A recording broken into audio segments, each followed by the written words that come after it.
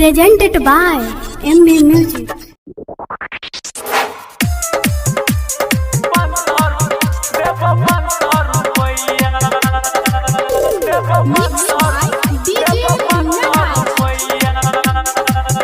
Malangia music Madhubani के शानदार प्रस्तुति। हेगे चोली देखाबे देबो 500 रुपया, हेगे लहंगा उठाबे देबो 500 रुपया।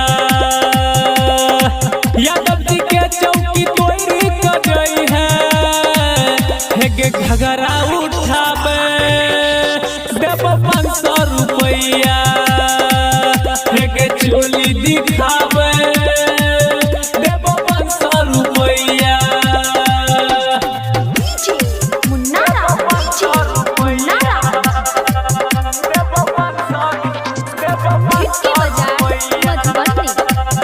मलंगिया म्यूजिक मधुबनी के शानदार प्रस्तुति। 16 के छौ तोहर जवानी के जान, यादव जी छौ बैठल करबही ने मान गई सुने ना। 16 के छौ तोहर जवानी के जान, यादव जी छौ बैठल करबही ने मान। करे छा जवानी के बेकार, पांडे जी से हो चौखार, नहीं पुछतो तोरा कियो रही जे बैगे कुमार।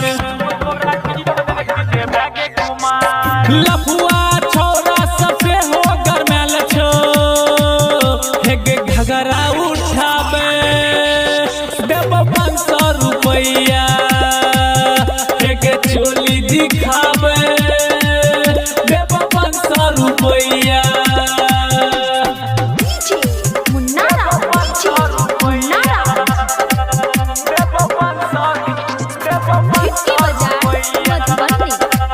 मलंगिया म्यूजिक मधुबनी के शानदार प्रस्तुति।